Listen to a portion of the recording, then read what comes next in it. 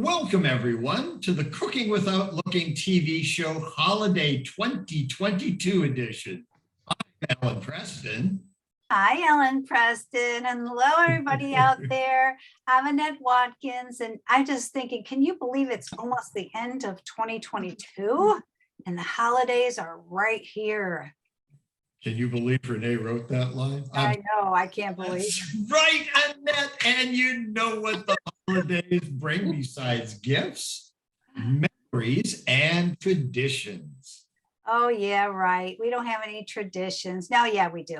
I love all those traditions and the warm smells of the food and everybody getting together with the family. It's just a wonderful time. It certainly is. Well, today we have two wonderful guests who are gracious enough to share two of their family's holiday traditions. Excuse me. Yeah, and the guest that I'm going to interview today is Annie Obasih. Hi, Annie. She is preparing her family's traditional cornbread pudding. Now, I've heard of cornbread and I've heard of pudding, but never together, but I hear it's wonderful. Alan? Well, and Lynn McLellan will prepare her mom's favorite holiday recipe, Black Russian cake. Alan, that sounds so decadent. Just as a reminder, just want to let everybody know that all of us on the cooking show, Alan and myself, we're both visually challenged or partially sighted, however you want to call it. And that's us. We have visual impairments and we're happy to be here. Yes, we do, Renee. You ought to see my student here. I got the biggest print you can imagine to read this. So let's not wait another moment to make new memories on the Cooking Without Looking TV show powered by Zoom. Yes, I think we had too much eggnog today, Ellen. How about you? I got the goodies today, but I'm just happy it's the holidays. And I'm so happy that we're going to have today on our show Annie Obasih, as I told you earlier, and her gourmet Annie's syrups. Now, Annie Obasih, she had been going blind since birth. I wanted to find out more about that. But in her mid-20s, she developed retinitis pigmentosa, and she was RP, also called RP. She was worried on how she was going to support her family, but she has an interesting background. I mean, she went to college, she got some great job in New York. And unfortunately, after that, she retired. She started the Annie's gourmet syrup that she's going to tell us about today. Annie, welcome to Cooking Without Looking. Thank you for having me. Thank you for being here. Why don't you tell us a little about your blindness journey and your Annie's gourmet syrup? Okay. Well, as a child, I noticed that I had visual problems.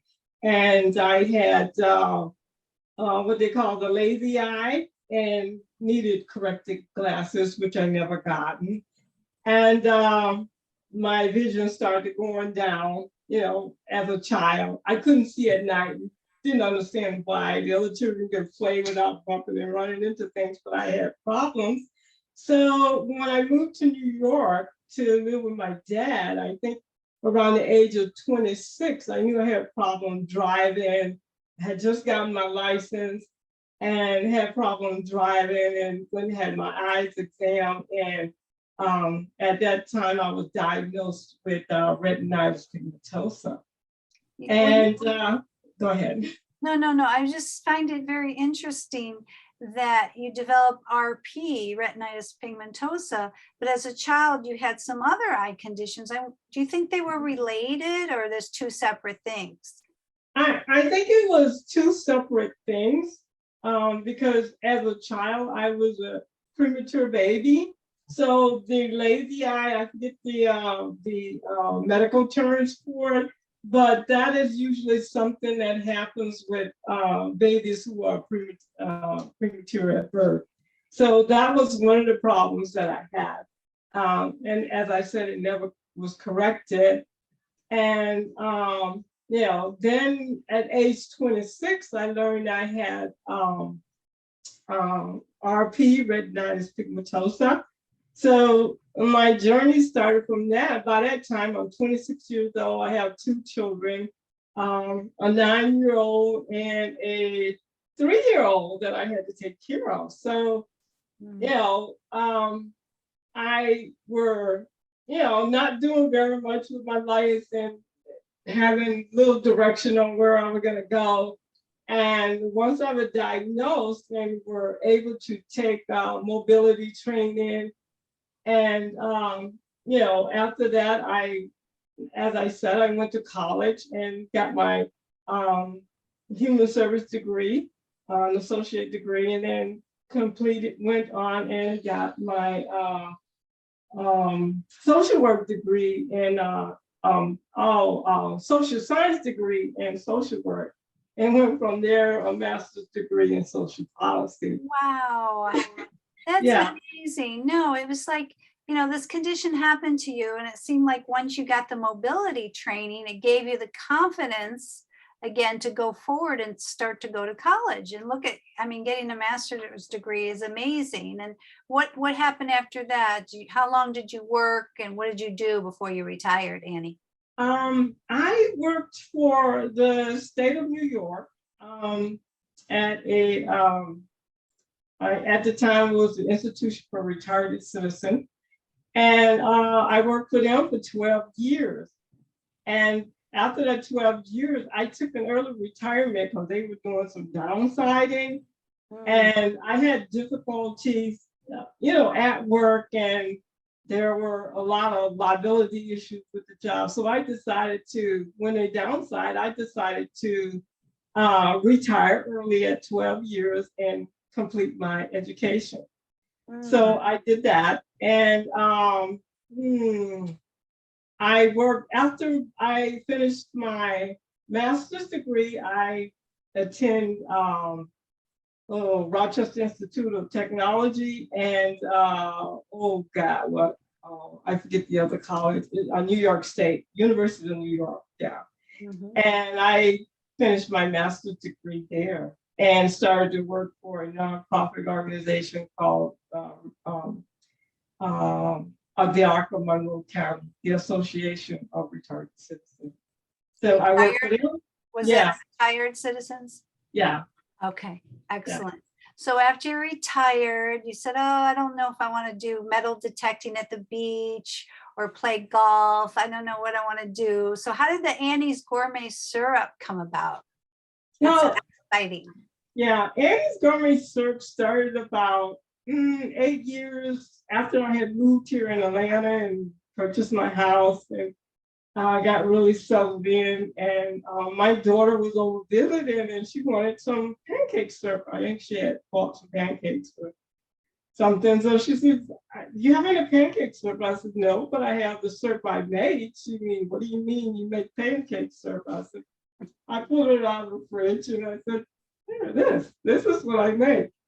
And at the time, it was just a plain syrup, you know, without the flavor and all that. She said, "Well, I didn't know you make pancake syrup." Yeah, my mom made it, you know, and I was responsible for making the syrup as a young girl, you know, because we grew up on a sharecropper farm, and we had to get up like 4 a.m. to take care of the animals and, you know, all that. So I was responsible for making syrup. So my mom taught me how to make it, and I made it when I was raising my kids, and didn't have, you know, store-bought syrup in the house at the time, which I loved Mrs. Butterworth at the time. So when I didn't have her, I would I would make my own syrup. So she goes, "Wow, I didn't know that." I said, "Yeah, you didn't notice when you were kids that I made syrup sometimes?" "No." So she said, "Well, what if you put different flavors in the syrup?" I'm like, "Different flavor? What do you mean?" She said, "Something like," she said, "I mean natural, like fruits." And she said, lemon, mint, pineapple, and jalapeno. And I was thinking, like, jalapeno? She says, "Yeah, jalapeno. It'll have a little hot kick to it, but yeah. You know, it has the sweet taste, and put a little honey in." So we did that. So the honey was added to kind of like take off the really hot kick of the jalapeno.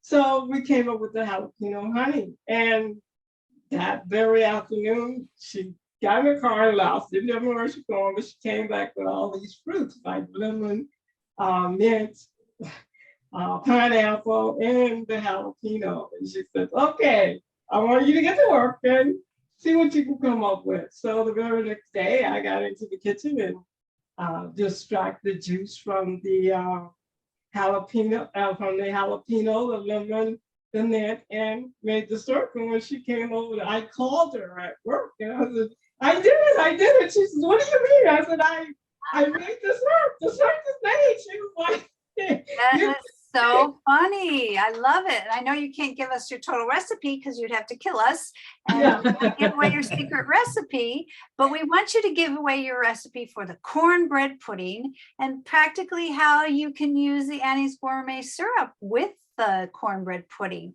So why don't you get started on the recipe and feel free to speak it through and give us a description of what you're doing to make this cornbread pudding and how you might use your syrup with it as well. So if you want to get started, that would be terrific. Okay. So the first thing we're going to start off with, I've already kind of like put some butter in the bottom of the pan. Can you see that? Let me see here. You put butter in the bottom of the pan. Yeah. Okay, let me make this a little bit bigger so I could see you. Okay. How much butter did you put? Huh?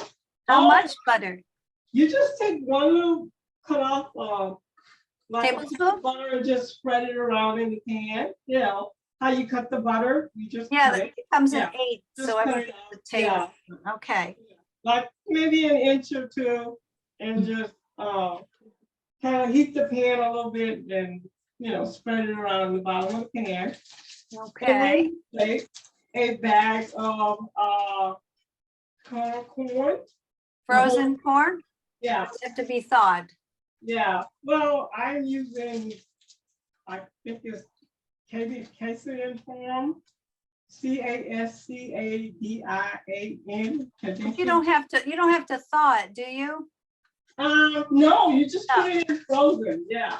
Okay, just in case you didn't get a chance to thaw it, you could just put it in frozen. Okay, cool. Yeah, you could just throw it right in the bag, right out of the bag into the pan. Okay. In my head, I'm doing your recipe in vegan. I'll just use vegan butter, organic corn, toss it. Yeah, and then you just spread the corn all in the pan. Spread it all the way around the pan. Make sure you get it all in there. Okay.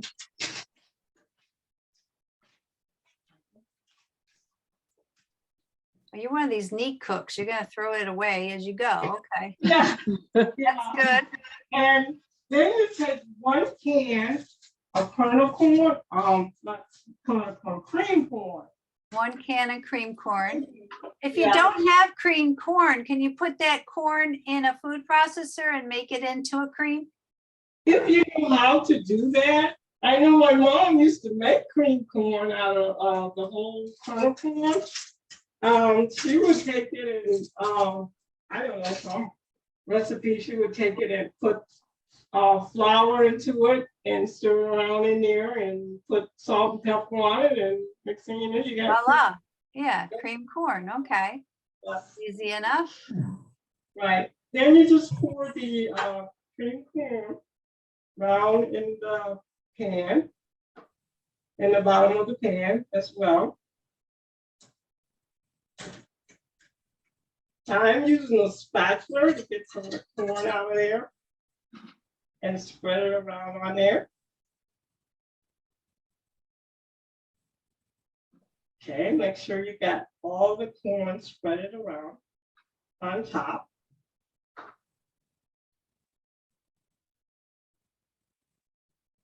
What are you using to spread that around with? Just a little small spatula. Can you see it? Okay, okay. Yeah. Actually, I couldn't see it. That was the whole problem. Oh, okay.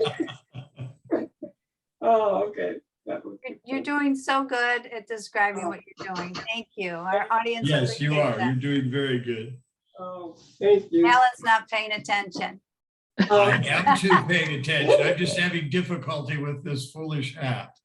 Oh, okay. Just- Let's see. And then the next thing you're gonna put 1/4 cup of honey on in there. Ooh, there you go, Alan. She's putting a 1/4 cup of honey. No. I love honey. I have honey. I use that as a sweetener frequently in a lot of things, including my. Oh, yeah, yeah, I love honey. I don't use sugar that much. I found that I have digestive issues, and sugar is not good for that disease, you know. So Yes. I stay away from it. I use the honey or the cane sugar or some other sweetener like stevia, that type. And you just spread the honey around on there. And okay. Then the next thing we're gonna put on there is the cinnamon. You have to put like a teaspoon of cinnamon in there. Okay, teaspoon of sugar. That's good for regulating your blood sugar after you put the honey in, I guess. Yeah, yeah.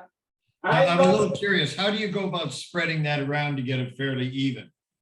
Or Well, are you gonna, I kind of like just put it between my fingers and just spread it, you know, just drizzle it on top of it. You know, okay, you do have a little bit of eyesight, right? yeah, I do have Okay. some.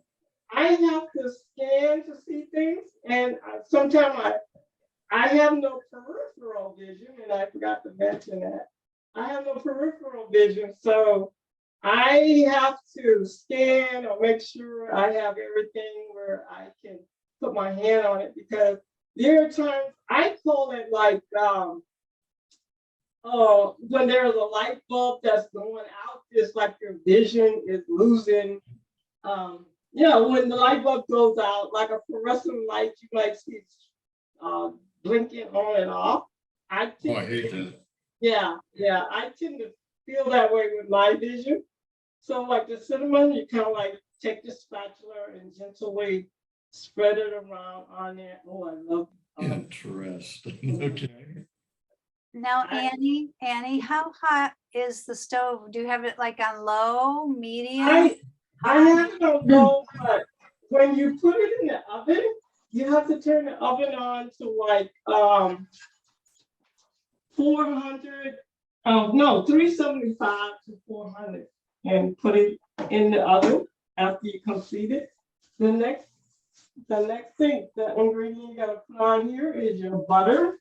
You gotta spread the butter on top of the cinnamon and the honey. And How much butter? This is in addition to the butter. oh, I'm sorry. Yeah, 1 stick of butter, and you slice the butter. You can see I have sliced it already. You slice the butter, and then you kind of like put it on there in a roll, like about 3 rolls of it. The butter. You don't have to really spread the butter out. You just kind of place it around evenly. Yeah. To do that, yeah, sure, correct. easy. Yeah.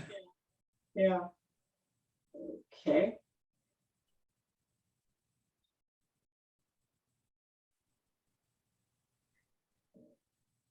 My butter At is room temperature butter? It's well, you can see it cuts easy right out of the fridge, you know, out of the refrigerator. So it's better. Mine has melted a little bit, otherwise you're gonna end up with you know, butter all over your finger finger. looking good. There you go. Yeah. I think after it goes into a 375 oven for a few minutes, it just might thaw. Yeah. I use mine for 375. It depends on the temperature of your oven, because my oven tends to get really hot. Yeah. How do you mark your oven? How do you know where it is? How do you know how to set the oven? Use the Me?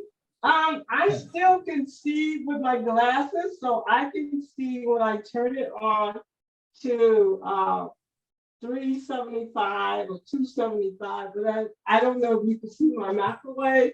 My microwave, when I look up, I can't see it well. So I have like little buttons little notches on here that, Like bump dots? yeah, you know, kind of like those little rubber. Yeah, that's what I thought, yeah. Yeah.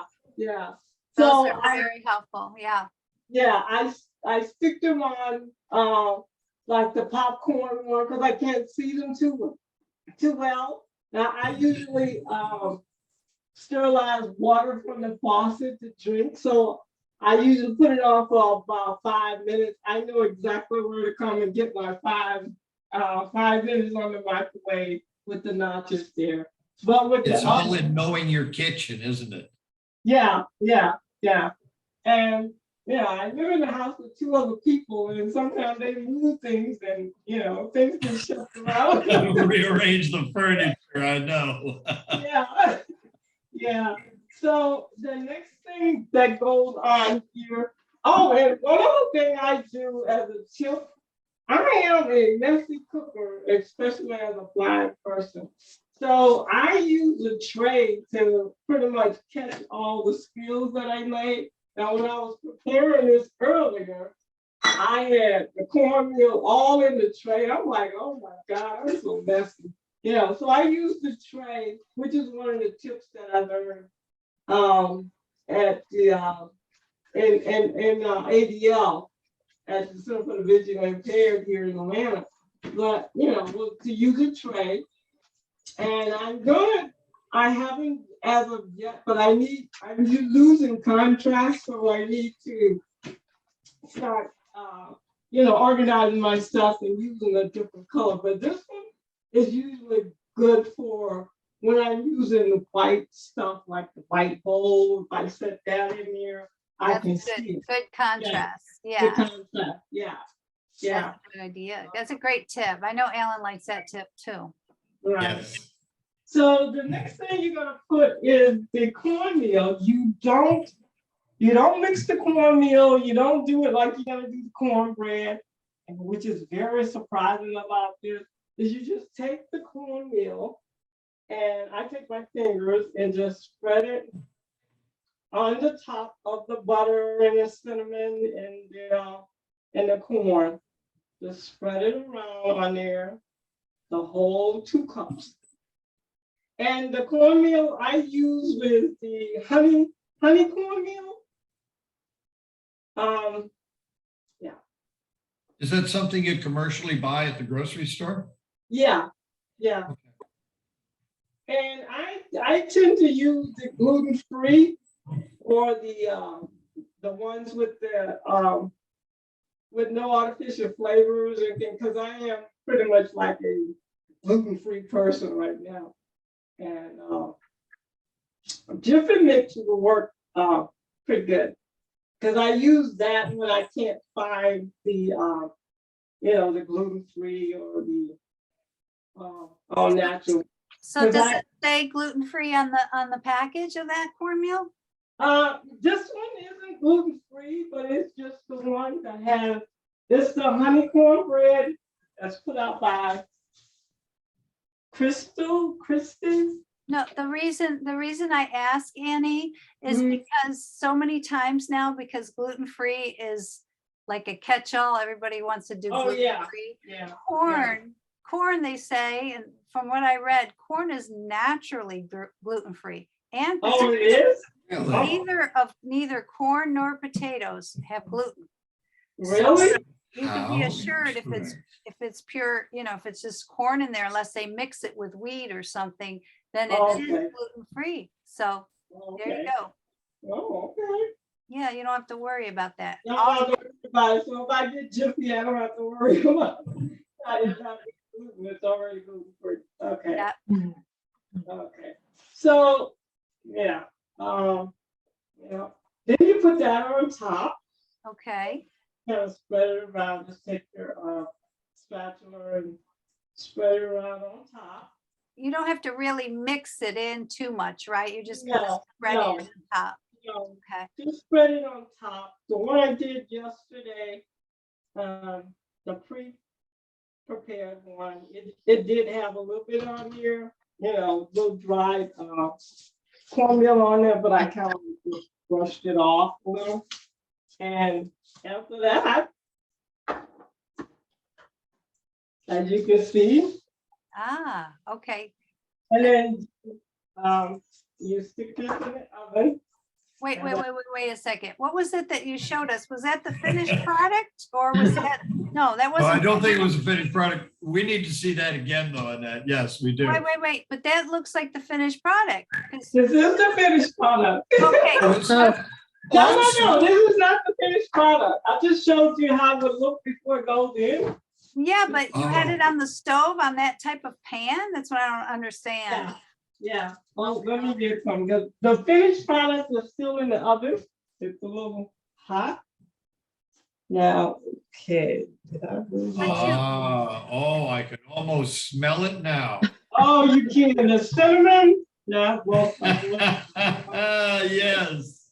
yeah. The The cinnamon. honey and the cinnamon. Oh, my golly. Oh, Yes.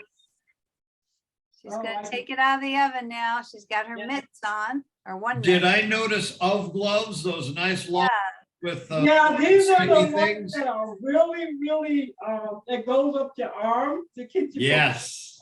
Because I have burned my arm about 2 or 3 times. Yes. You grab a hold of something, you got the pads on your hand, but you forget that you can't touch anything on the side of the stove either. Right. Yeah, I've done that once or twice. Ah, she took it out of the oven.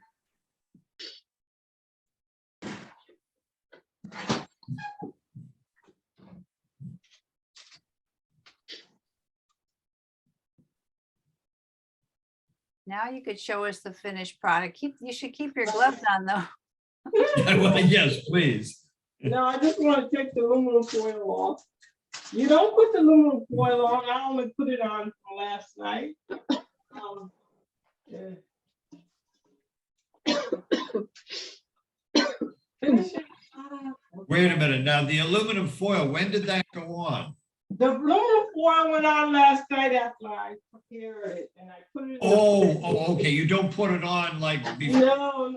Halfway You want through or it to something. brown like cornbread. See this? Just tilt yes. it a little. Perfect. That's a perfect tilt. That looks great. Oh my Okay. gosh, it's nice and golden. Yeah, it is. It is. How thick is that? How thick is that? Yeah, it's not really a tradition in my family. I never heard of it until this year for Thanksgiving. I came across the recipe and I made it. First, my daughter was reluctant to eating it, and then I guess she got really hungry. She got some of it and tasted, but wow, that's really good. And I was like, okay, it's gonna become our holiday tradition.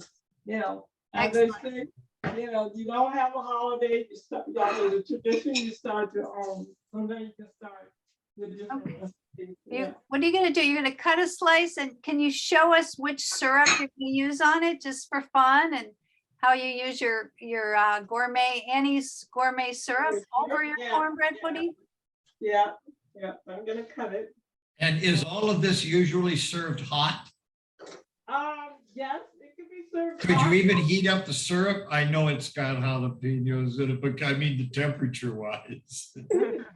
Yeah, you can heat up the syrup. The syrup can be heated. What I'm gonna do is I have a bottle over that's open, I think. Where did I put it?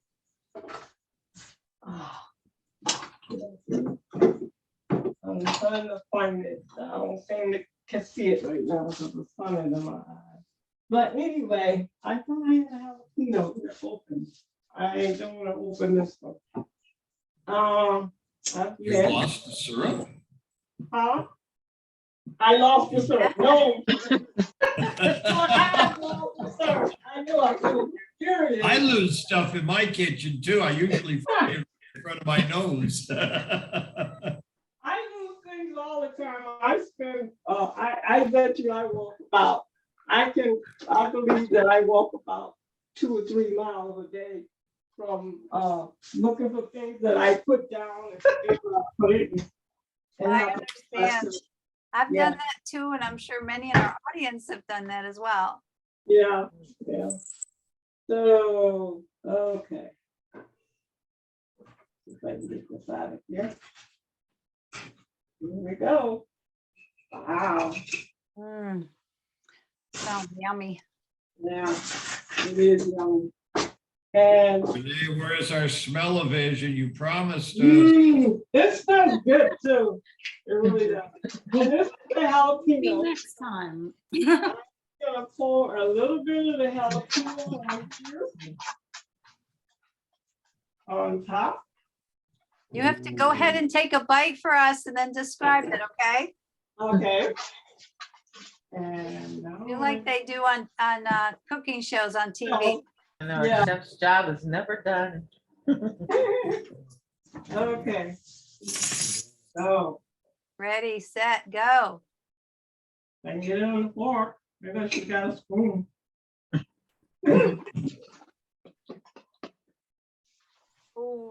Ooh, That's good. yay. Sounds delicious. Yeah. Bon appetit. Good, excellent. Thank Well, you. Annie, you've been such a pleasure. Is there anything you want to add about your blindness journey, about Annie's gourmet syrup, about your recipe, anything before we go? We thank you so much for being on our show today. Okay. You have the last word. Thank you.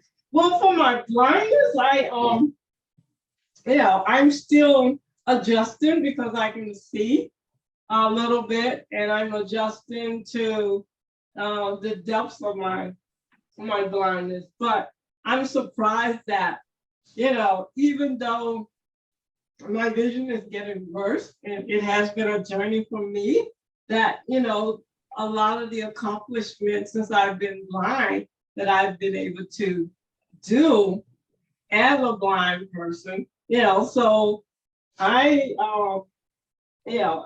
get discouraged sometimes, but then there is always something there that keeps me moving forward and new discovery and new creation.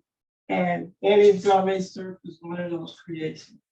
Oh, that's a good way to put it. It gives you purpose. It Yeah. gives you excitement and inspiration because we want you to come out with more flavors. Renee and I have been thinking of all these flavors we want you to do. So we're looking forward to the future. And we want to wish you good luck in the new year to you and your family as well. And thank you so much for being with us today, Annie. Thank you for having me. Have a great Yes. holiday. Yes, Annie, thank you very much. And Mhm. I'd like to know if there's anybody in our audience that has any questions for Annie or Annette or myself. Okay. I do have one question for you, maybe. Mhm. Do you have a recommendation for a vegan replacement for butter? They have a plant-based butter. I was gonna mention that. They do have a plant-based butter. And I don't remember what the name of it is, but if you look in the market or Google it, there is plant-based butter that you can use instead of butter. Okay, Yeah. so it does exist. I'm not a vegan. I'm a carnivore and I love it. Okay. So I'm just asking that for the other people in our audience, such as Annette. Okay, so there is also one that could replace. It's called I think it's GEE. It's Oh, like, ghee. Love That's ghee. ghee. It's Oh, ghee. clarified butter. It's from India. yeah, Yes. yeah. That is a replacement. I have a jar of that in the kitchen as well. So. Very spreadable. Mhm. Are there questions from people in our audience? Yes, I have one. Okay. I Are- wanted to know, I came in late, so I didn't know, are your syrups, your gourmet syrups, are they diabetic friendly or no? I'm not sure, but we don't use regular sugar. We use pure cane sugar. So I don't know if that will keep you from from that category as a diabetic. So Okay. yeah. What she did Um, mention that you could use stevia. She did Yeah. mention that earlier. Yeah. So if you can't use sugar, my sister is diabetic and she always like makes her oatmeal cookies with stevia and they're delicious. Yeah, yeah. I haven't experimented with stevia yet, but I see stevia has, and which we do use, is brown sugar. Stevia does have a brown sugar, and I've been thinking about experimenting with that and see if I can come up with a syrup for that, people with diabetes. Oh, okay. Using that. Thank you. Are there other questions from our audience? Nope. Well, thank you again very much. Yeah, but I have to mention that the syrup is vegan friendly. It's all plant-based. Very good. Thank you. Well, Mhm. now Cooking Without Looking welcomes Lynn McLellan. When Lynn began going blind with retinitis pigmentosa, she became kind of angry and sad. Yeah, a lot of people do it in lose their sight. But her advice to others going through the same thing is to accept help from others. And that really sounds like good advice for all of us. Welcome, Lynn. Oh, thank you. Thank you. I'm glad to be here. Lynn, tell us a little bit about yourself and about the family history behind your Black Russian cake. Okay. Well, I guess let's talk about the cake first. My mom came up with the recipe. I can't exactly remember where she got it now, but she had her picture in the Tulsa World newspaper because she submitted the recipe to the paper. And the food critic for the newspaper, he's the one that came and took her picture. And I guess he had all the recipes tried out and picked hers. So anyway, she was really happy about that. Yeah. So ever since then, off and on over the years, we've made the cake at different holidays and birthdays or whatever. Yeah. Yeah. It truly is a winning recipe. Yeah. Yeah, it is. Yeah, it is. That's right. That's right. Yep. So that's a Black Russian, as in adult beverage in a cake form. Well, my mom actually never drinks, but she loves the flavor of this cake. And when I talked to her yesterday, she was so funny. She goes, I didn't realize they made a drink like that. She's so cute. She's 93 years old. So yeah. Oh, wow. Yeah. Yeah. Well, this cake sounds simply delicious. So let's see how you do prepare it. Okay. Let's see here. It's a pretty simple cake to make, actually. Use a cake mix. A Betty Crocker yellow cake mix. But the first thing we need to do is preheat the oven to 350. So I'm gonna go back here, and I have these dots on my oven, so I know that's on, and then it should come right on to 350. So it's ready. And You pulled that cake mix right on out of that box, right? yes, I did. Any particular brand that you Well, this one's Betty Crocker. That's what the recipe calls for, so that's what it is. So Betty makes pretty darn good cake. yeah, and you just dump it in the bowl. And then the next thing is chocolate instant pudding. It has one package of that. Oh, like the Jell-O pudding stuff? Yeah, like the Jell-O. Oh, yeah. I don't mean to throw any brands out there, Renee. Yeah. Well, this is actually great value brand. Okay. But it works in the recipe, so because they were out of the Jell-O kind, so. Oh. And then you just put that in the bowl, in the mixing bowl. If you can get it open, like I'm having trouble getting it open for some. And then it has 4 eggs. So what I do first, because I've had a tendency in the past to get an egg cracked and then end up with a shell in the cake batter. So I take a bowl and crack them into a bowl first. And I use brown eggs. That way it's easier to see if I lose the shell. Oh, that's a good idea. I hadn't thought about that. Yeah, and it seems to work really good. And I actually don't eat a lot of eggs because in our house, my partner is very vegan. So this is a challenge for me, just cracking these eggs nowadays. But it looks like I'm doing pretty good though so far. And I think I'm to my last egg. You're just cracking those on what, the corner of the bowl or the counter or something? Yeah, I'm doing it on the cabinet, the corner of the cabinet. Okay. Yeah.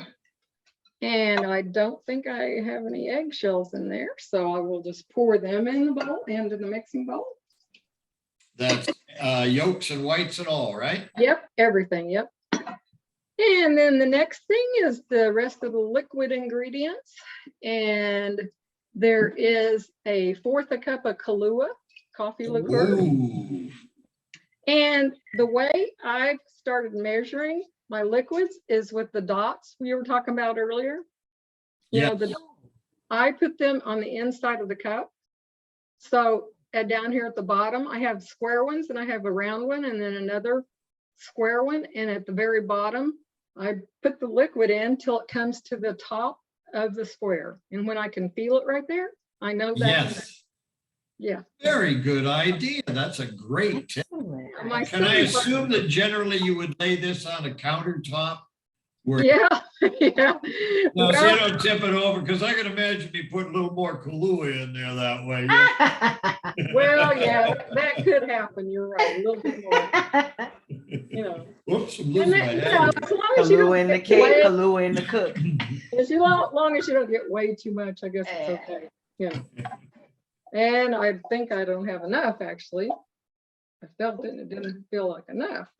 I'd probably said. And this is, to me, Counter this is flat. the most difficult part of the whole thing. And I think that's about right. So you add the Kahlua to the bowl. Then I'm gonna set it over here.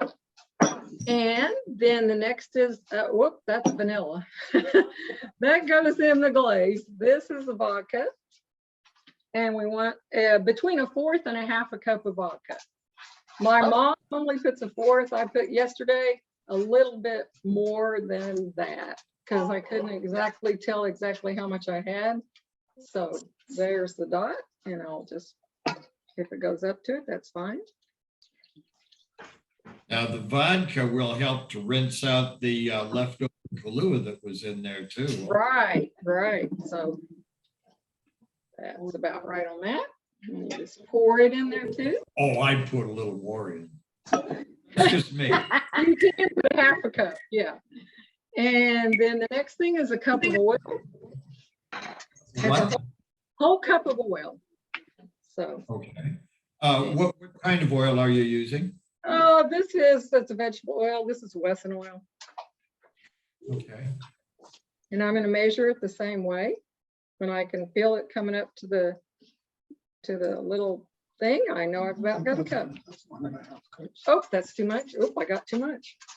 Well, I got too much, I heard. Okay, I guess I'll pour a little of it back out. You probably have to pour it out into a cup or something like that. Pour a little bit. Yeah, dispose of it properly according to EPA standards. That's right. That's about right. That's about right. Okay, now I'm gonna put in the oil.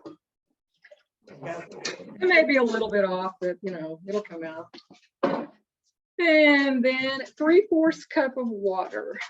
So Yeah. we're gonna get some water at the sink. Just regular tap water, cold water. You don't need hot Just water. regular tap water, yeah. Just regular old, right out of the, yeah.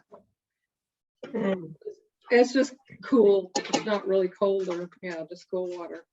And then I believe that's everything that goes into the cake. So now I'm going to turn on this mixer and it mixes for 4 minutes. So I will turn on the mixer and ask Google. I'm going to say, hey, Google, set a timer for 4 minutes. Sure, 4 minutes. And while the cake is mixing up, I'm going to make the glaze that goes on top of the cake. Oh, wonderful. I was starting up by pouring a little bit of that Kahlua into a glass. That's what goes in the glaze, yeah. Yeah, well, a little bit He of said glass, not glaze. maybe in my cup of coffee I had on the side there, yeah. Yeah. Oh, and I forgot to mention that I have a black cutting board on my white counter, and I use contrasting colors of bowls to help me to be able to know where things are at. See the difference. Do you have any color vision? I have some, yeah, some, but Okay, lately, I don't when I have looked any. lately, the other day I was looking at something, I thought it was brown and it was purple. So yeah, I can't really tell. I can still see reds and some colors pretty vividly, but yeah, I've lost some of my color vision. I don't have any at all either, and I have 2 sets of measuring cups. A dark color like you just had there. I don't know what color it is. It's just dark. Right, this is a dark Lighter measuring colored cup. one that I put dark colored things in. Yeah, I'm putting a half a cup of confectioner's sugar, so into a dark cup, so I can see exactly how much I have. And I'm gonna put Yes. it in this bowl. And then to the bowl, I'm going to add, where'd it go? The Kahlua. Here's the, I'll do this first. Somebody drank the Kahlua? Here's the vanilla. And I have white measuring spoons and I have them all memorized and I know exactly, but once in a while I might use the tablespoon. I got to really make sure I have, they were marked at one time, but I think the markings have worn off, but I know the teaspoon's just a little bit, less than the tablespoon. So, and I A use lot of white. times I go by the order that they're in. Right. And this dark liquid goes into the white spoon Yes. and then goes into the, And there. you're doing that over the top of the bowl just in case there's a little spillage. Yeah, this is the bowl I put the confectioner's. Yes, and I do it over the top of the bowl. That's right. And then let's see, here's the Kahlua again. And I'm going to use whoopsie, I spilled some. 2 tablespoons of Kahlua goes into the glaze. And 1 tablespoon of milk. And since, like I said, I'm using almond milk, but you could use any kind of milk probably that you wanted to use, it'd probably be fine. So Lynn, if you don't mind me asking, what is your eye condition? I missed that. I have retinitis pigmentosa. Oh, you also have the same as Annie. Okay. Right. And my condition started about the same time as Annie's when I was around 26. Yeah. Mhm. And I still have, like I said, a little bit of vision. And I remember years ago that the eye doctor, after a year, now I just stirred this glaze up, is what I'm doing. And after a year of going to, it wasn't as common way back then. They didn't know as much about RP.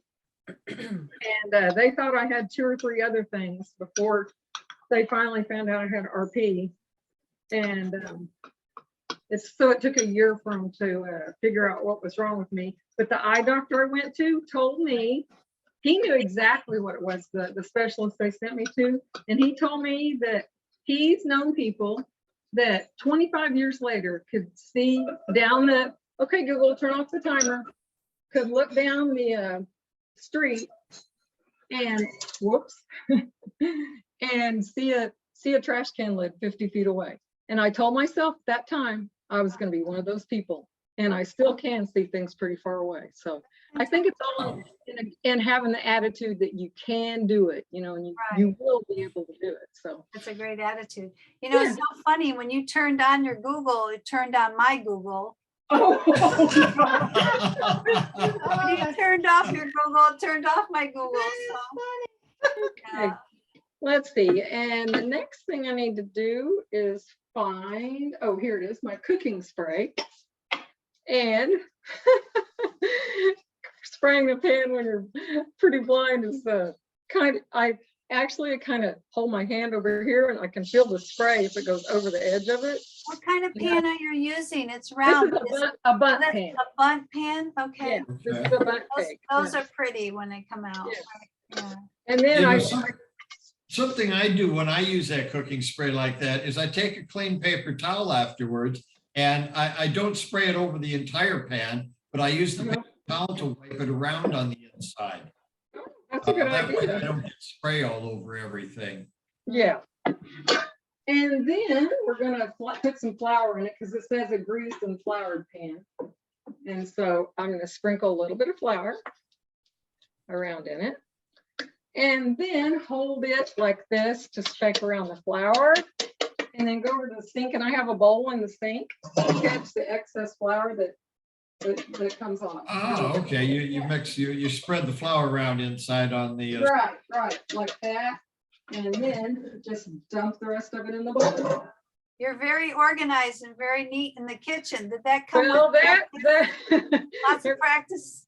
yeah, it helps me to be that way, because Yeah. lots of practice. That's what it is.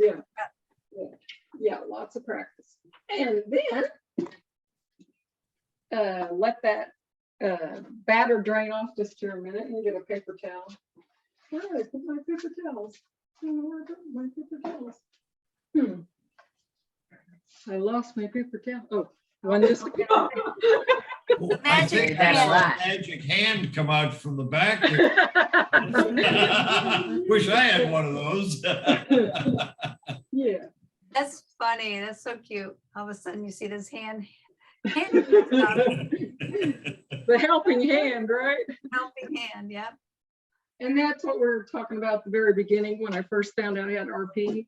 I was really angry and sad. And then a couple of people twist the ball. Oh yeah. But it still won't come. Oh, like that, right? You'd had normal eyesight up until that point, right? Driving cars? Yeah, I did. Yeah, I had, and I it's discovered tough. one day when I was watching TV, I thought, oh my gosh, I can't see the TV across the room. I put my hand over one eye. I was like, oh no, I can't How see her. scary. Yeah, How it was Scary was scary. that? Yeah. And see, then the next thing we do is pour the batter into the pan. Does And- RP run in your family, Lynn? No, no one else. Haven't found anyone else that has it. And my children, none of them have it. So I feel so blessed that none of them have had it. So the way I do this is I just keep pouring and kind of turn the pan as I go. Turn it around and around. And sometimes I found out that my cakes aren't quite even because I can't see whether it's evenly all poured in or not. So I just kind of tap them a little bit. Oh, yeah. I was gonna say, doesn't that liquid batter kind of level itself out if you just tap? Yeah, it can. Yeah, it can do that. Yeah. Sighted cooks who do that, so. Yeah. And I think I about got it all out of there. Gonna lick the bowl. I was gonna ask. to Well, lick we the could bowl. The hand. We could if it didn't have real eggs in it. I found out that's one plus to being vegan. You can lick most bowls because they don't have real eggs in them. Oh, you could be like Rocky and, Yeah. Oh, yeah. Just eat the eggs. Yeah. You could use, I'm sure your partners told you could use flax seeds instead Oh, of yeah. eggs. Actually, I've learned how to do pretty much anything vegan. So, yeah. With this one, you're not gonna do vegan. You're gonna follow it. No, because this is my mom's recipe. and Yeah. You want to keep it true. That's right. Keep it true to what it is. Yeah. Yep. It could be you could use the just egg in it, Sure. and the only thing is that chocolate instant pudding has a little bit of non-fat dry milk in it, so it wouldn't be vegan. Mhm. It doesn't have very much, just a little bit. So I'm scraping the bowl now, trying to get it all in here. And this is kind of the messy part for me. Not really sure how it looks, but it's going in one way or another. But I think when you tap it, you're gonna tap it on the counter at the end and shimmy Yeah. it. Shimmy it Yeah. a little, make it all even. It'll be good. That's right. That's Now, right. do you work over the top of a tray? This is actually a cutting board. Okay, okay, I was kind of curious. I like to work over a tray, so when I slop it over the edge, and my dog can get it, of course. Oh, yeah, yeah. My, I don't spill it on the counter and then lean into it with my good clothes. Yeah, Joy, right? yeah, Joy's my guide dog. Joy. Oh, she's in the house somewhere here. Okay, we're gonna drop some, we're not supposed to have chocolate, so. Well, you know. I Probably get shouldn't some. have Kahlua either. That's right. She shouldn't true. have Kahlua, that's right.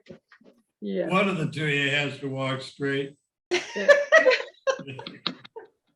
Well, I think you'd have to eat a whole cake probably to even. I don't even think you could fill it if you did. You know, there's not very much.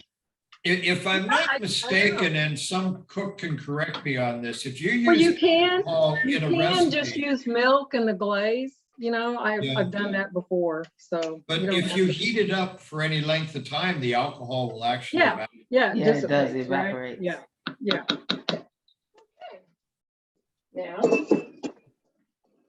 Now, I'm just making a bigger mess. No, that's always fun. That's also part of cooking. Yeah. That's right. That's right. And I'm gonna clean off the sides of the pan a little bit because I'm sure I'm getting a towel in the batter. Oh, Is that magic hand again? yes, it is. All right, there we go. Now, all that's left to do is put it in the oven. And here it goes. Oh, I had to turn on my light, get the oven light on to be able to see it very good. There it goes. Really careful. Pop it in the oven. And that's it. Now, And- your oven was preset at 350. 350, yeah. And And- how long are you going to leave it in there? Let's see, it cooks for, okay, Google, set a timer for 50 minutes, 50 minutes. And at 50 Okay. minutes, it's just right, usually, so. That was 5-0, not 1-5. Yeah, 50 minutes. Yeah, okay, okay. Right, I think my sound is getting bad on my computer. okay, Google, set a timer for 50 minutes. I don't think Google heard me. Okay. There you go. And then Okay. when you take it out of the oven, you let it sit in the pan to cool for 30 minutes. And then you turn it out onto your platter or plate or whatever, and then put the glaze on top while it's still hot. So it kind of goes right into the cake. So Sounds wonderful. Okay, and through the magic of television here, whatever we call this, do we by any chance have a finished product? and here is the finished product right here. I had that Can you feeling. see it? Well, I mean, as can- best as I can- can. Can anyone? That's okay. You I'm know not what just you knowing if I meant. have a tilt. I was wondering if I have it tilted enough or not. I guess I do. Who's on top of it, Lynn? Do what? Oh, I put some mint and some cranberries on top for decoration. Ooh, Oh, yum. the cranberries. I thought they were Yeah. cherry. No, those are cranberries. Yeah. Okay, All right. that is absolutely excellent. Lynn, thank you very much. That sounds delicious. And Welcome. That sounds wonderful. Does anybody have any questions out there in our audience? Does anybody have any questions for Lynn? Speak now, forever hold your peace. I know that was a long recipe, but it was well worth it. Who has a question? I like to taste it. Do what? He wants I like to to taste it. Oh, taste it. Sure. Yeah. I've been waiting to do that. Lucky household with 2 cakes in it. Yeah. I'm still waiting for that smell-o-vision. And smell of it. Okay. No, let's cut it. I guess we don't have any questions unless. Okay, Alan, well, you have if we don't have any questions from our audience, then I'd like to say thank you to Annette and Lynn and Annie. And thank you to all of you for joining us today on the Cooking Without Looking TV show, Holiday 2022 edition. If you'd like today's recipes or any of our past recipes, please go to our website at www.cookingwithoutlookingtv.wordpress.com. Let me repeat that for those who can't see the screen. That's www.cookingwithoutlookingtv.wordpress.com. Very good, Alan. And if you would like to watch this show again, if you missed any portion of it, or you want to see any past shows, go to our Cooking Without Looking YouTube channel, and you can see all our past shows right there in the comfort of your own home or wherever. And if you teach people who are blind, partially sighted, visually impaired, please feel free to use our show for your students. Many teachers around the United States and nearly 60 other countries around the world now use our show to teach their students. That is fantastic. And also, you can check out our Cooking Without Looking podcast that Renee does. It's on Spotify or Alexa, wherever you get your podcast.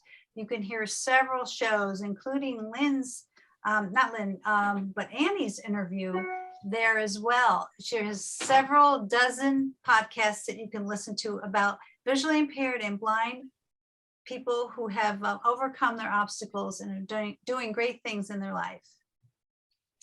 And if you would like to donate to Vision World Foundation to help us change the way we see blindness, please go to our website at www.cookingwithoutlookingtv.wordpress.com and click on the link at the top of the page. Or for more information, please call 305-200-9104. Okay, great. Thank you. And look for our next show next year.